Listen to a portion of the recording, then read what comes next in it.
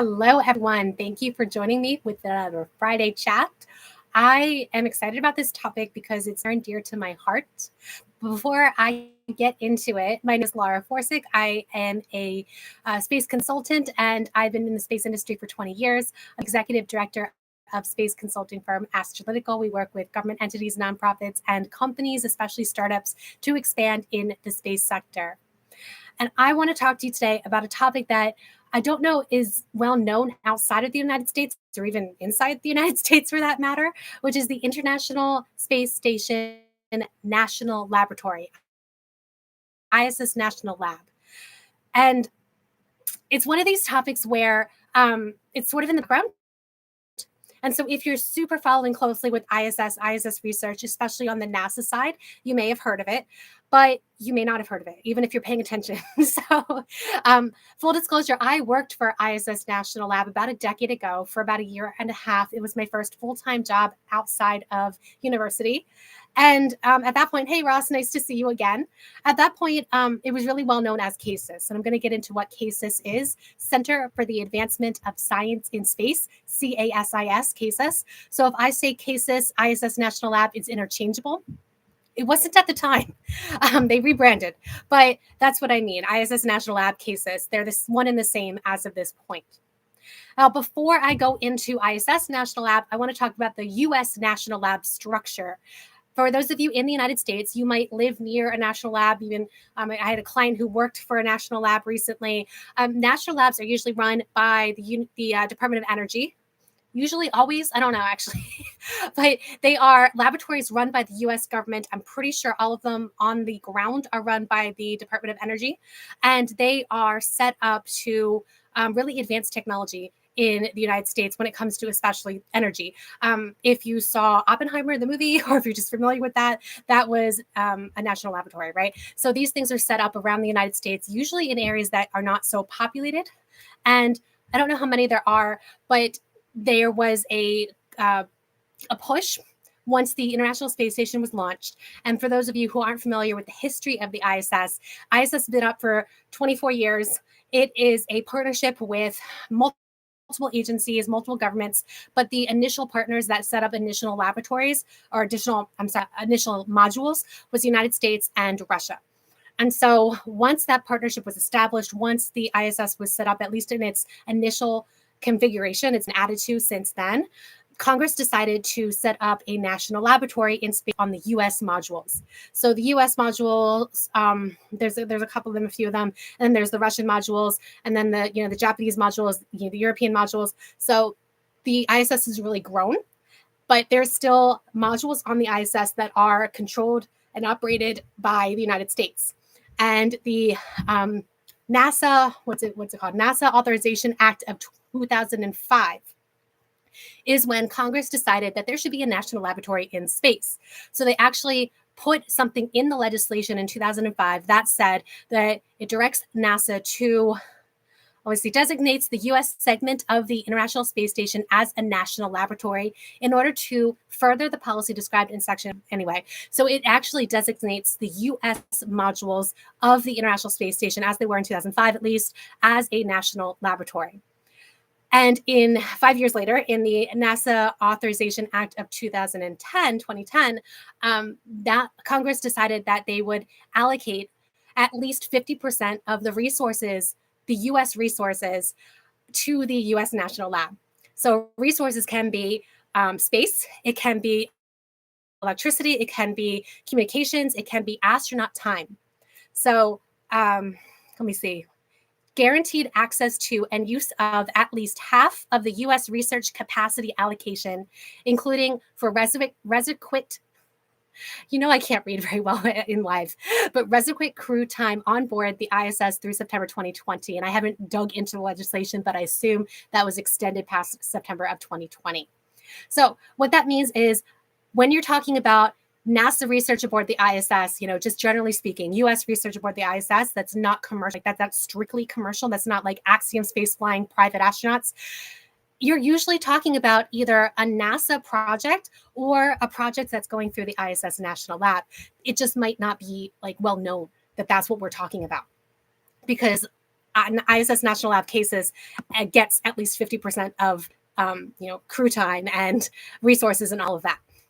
So cases didn't exist at that point. It was in the process of being proposed. The ISS National Lab was proposed to several different entities. Cases is the organization that won. Cases didn't really exist prior to this. It was a new entity. It was a nonprofit that was established in 2011 when they were selected by NASA to run the ISS National Lab. And I was not there in that first year and a half or so, but it was a rough thing. I've been told, I've heard stories where the initial team that proposed it, the initial team that started to run it, did not end up staying very long. And there was a lot of churn. And I got there about a year and a half after it was established. So they had actually already started working. And the idea is that NASA's hands are tied in a lot of ways when it comes to, especially back then, 2010, 2011, NASA was not as open to commercial partnerships or, just using the commercial industry as it is now. And so if you're looking at NASA now, you might think this wasn't an issue. But back then, they really wanted a nonprofit, a non-NASA entity to be able to reach out to commercial companies, to other government entities, to really research on the ISS or commercialization. Let's see. In an effort to expand the research opportunities of this unparalleled platform, ISS was designated a U.S. national laboratory by Congress, enabling space research and development access to a broad range of commercial, academic, and government users. So that's from the NASA webpage as it is right now. If you go to, I don't have the URL right now, but if you go to a certain NASA page where they talk about what the ISS National Lab is, that's what they say about it.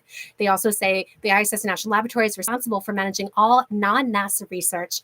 All investigations require capacity to utilize microgravity for the benefit of humanity. Now, having worked there, I know that there's actually fuzziness when it comes to that statement, because ISS National Lab does work with NASA and does work with NASA research and doesn't necessarily actually use microgravity. When you think of ISS utilization, you think of microgravity, and that is the majority of the payloads, but some of the payloads are not for microgravity. Some of them are for radiation environment or for, there was one in particular that was interesting to me that was using the power grid on the ISS, the way that the sunlight goes in and out every 45 minutes because the ISS orbits the Earth every 90 minutes. So it goes in and out of sunlight and battery, and just using the understanding of the robustness of the power grid to understand how we can make power grids on Earth more interesting. So the big push when I worked there, again, this was a decade ago, but the big push was benefit of research for life on Earth. And so how can you take the space research that we're doing or can do on ISS or outside of ISS and benefit life on Earth? That was the big push. So when I worked there, again, it was called the Center for the Advancement of Science and Space Cases. And now they've sort of rebranded. They're still called CASIS legally. But if you go, I have the website linked in the description for this video. And so if you go into that description, you can see it's like the website is issnationallab.org or something like that. They really rebranded to really emphasize the fact that they are a U.S. national laboratory as of Congress. Congress designated that. So now we have this, and it's been operational for over a dozen years now.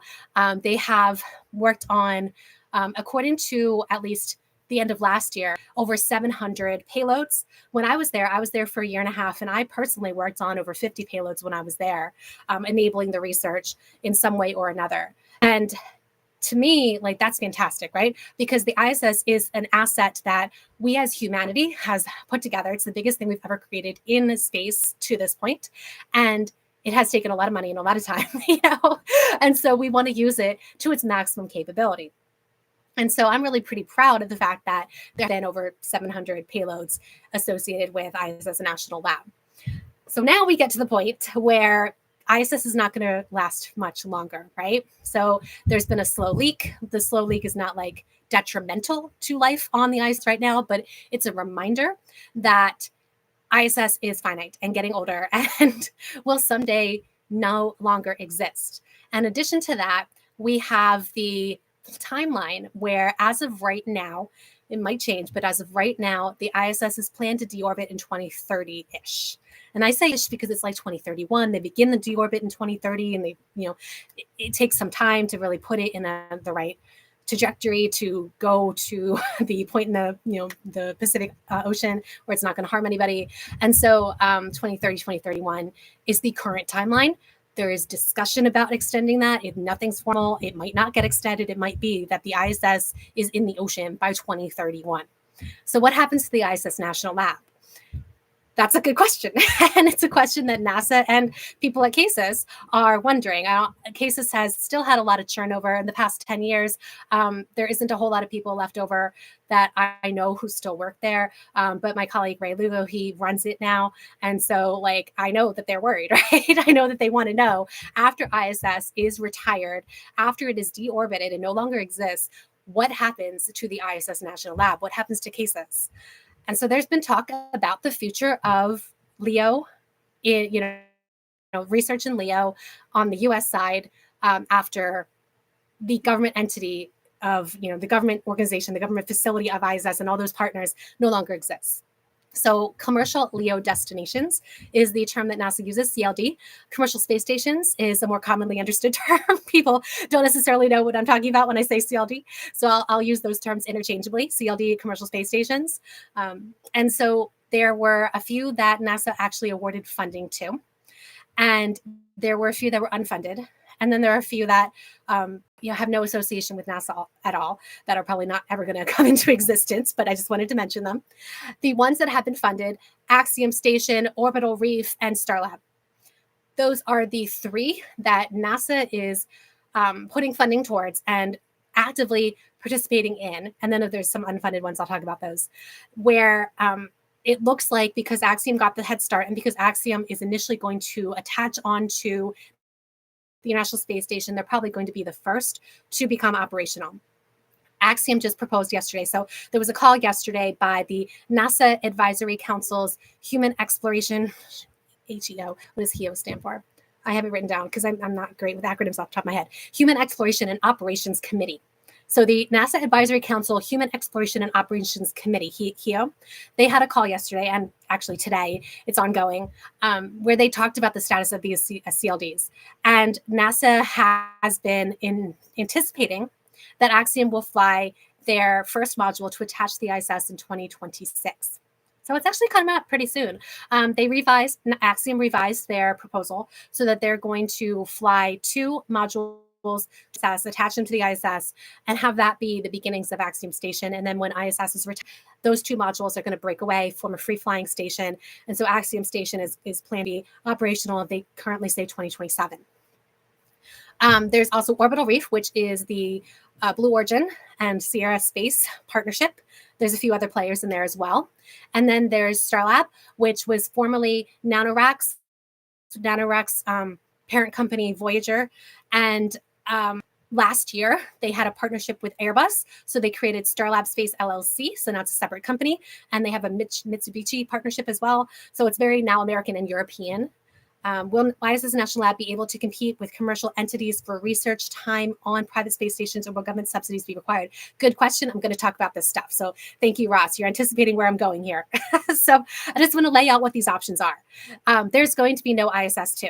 So it's all going to be commercial, right? So these are the options. You've got Axiom Station, you've got Orbital Reef, you've got Starlab, and you've got these unfunded ones. So just because I can never quite remember who the unfunded partners are, I apologize. VAST, SS, Special Aerospace Services, SAS, and Think Orbital are 3 of the unfunded agreements. Let me see if there's also Blue Origin also has an unfunded agreement. Northrop Grumman Systems, an unfunded agreement. They were actually initially funded, but then as time went on, Northrop Grumman decided to join the Starlab partnership. So Northrop Grumman is no longer pursuing their own space station. Sierra Space Corporation has an unfunded one. SpaceX has an unfunded one. SAS, Think Orbital, and VAST Space. So those are the unfunded partners. Forgive me, I can never quite remember who all of them are off the top of my head. So any one of those are going to have space station in LEO, whether it is continually inhabited or whether it is going to be sorties, occasionally inhabited, or like how that's going to work, how big it's going to be. Like there's just some really interesting concepts when it comes to inflatables where they could be really big, like Max Space was just announced a few weeks back. It's going to be really interesting to see how this progresses. I know SpaceX's unfunded agreement had to do with turning a booster of Starship, SpaceX Starship in orbit, turning that into a space station. And so there's just all these ideas flying around. There's so many commercial ideas and we just don't know what it's going to look like. We don't know what the landscape's going to look like. So NASA had this question in mind. Okay, if we don't have an entity in space anymore, if we don't have like a government entity in LEO, I mean to say, if we don't have a US module where we can say there's if not ISS National Lab, a US National Lab in space, if we don't have that, what are we going to do? So last year, NASA actually put together a report in partnership with a few other government agencies. They released it in December, but they wrote it in November. So back in November, they evaluated 6 models for what it might look like to move forward with a national laboratory in space or some kind of equivalent, what it might look like to do that kind of US research in space post ISS. And they studied 6 different models. The 6 of them were anchor tenant, long-term agreement for leasing space on commercial platforms, government research broker, customizable research using combinations of transport vehicles and CLDs, innovation campus, modern terrestrial campus with workforce focus, so that's just on the ground, matchmaker, neutral third-party connecting users to platforms, institution network of separate but related efforts to enable commercial scaling and US leadership, or fee first service, free market approach. So those were the 6 models that they looked at. They decided they had a criteria. They had 5 criteria. I have the PDF linked in this video's description if you want to go read it for yourself. Full disclosure, I've not read the whole thing. I've read bits and pieces of it. It's 100 and something pages. But basically, they decided that the second model, the government research broker model, using customizable research using combinations of transport vehicles and CLDs, that was the best approach to meet all of their criteria. And why they think this is because not only does it meet all but one of the criteria that they evaluated, they have an analogy. So for those of you familiar with NASA's Launch Services Program, you may not even be familiar with that term because it's just sort of in the background. But I mean, like they have an office, they have a logo, like Launch Services Program. It's been around for quite a time and it's been successful. Like it's just how the US government, NASA, partners with commercial entities, especially ULA back in the day, but ULA, SpaceX, I mean, like Northrop Grumman, like they partner with the entities that are able to provide that service. And this is the direction that NASA's going in, right? So that's the recommendation. Well, they didn't really recommend, but that's the model that they said met most of the criteria. So they didn't actually make any recommendations. It's not a document that makes recommendations, but they did say that NASA should be talking to Congress about this like now, early, because the legislation needs to change. Ross, you are saying, I'm hopeful about VAST if they can raise funding as Haven 1 space station can launch on SpaceX Falcon 9 low risk. Yeah, VAST is an interesting one. I should probably like do a whole thing on, in fact, why don't I do that? Why don't I do a whole live stream or video on not just VAST Space, but some of these like other companies that we're just less familiar with. I know like Max Space, Gravitics, like just some of these companies that maybe like that have popped up in the past couple of years, you know, give or take, that I just think we're less familiar with and what they might bring to the table in terms of like space stations. I think it's very interesting. So it's a good idea talking about Haven 1 and all these other ones. So basically, this document that came out in November, released by NASA, it said that we think that government research broker is the way we want to go when it comes to the future of national laboratory post ISS. But the term national laboratory, they called that out as being maybe a little bit confusing because here on Earth, the US national laboratories are run by the Department of Energy, and they don't really have any real similarities to the ISS National Lab. So they were saying in the document, in the report, that we'd want to even continue a national laboratory type thing post ISS. I don't know if I should read this all verbatim, but basically maintaining U.S. leadership, coalescing additional U.S. government efforts that use the space station, that do research on space station. There was an article I haven't read yet that came out last night or this morning about the Space Force being interested in space stations, which really goes back decades to the Air Force being interested in space stations several decades ago. So very interesting stuff. Anyway, I didn't finish reading the list. I got on a tangent here. So, coalescing additional U.S. government efforts, supporting additional government funded scientists and engineers, access to expertise in in-space research facilities, and creating opportunities for STEM and diverse workforce development. Oh, I missed one. Enabling international cooperation, and that's really important too. So, those are the reasons why we want to have some kind of LEO research in space.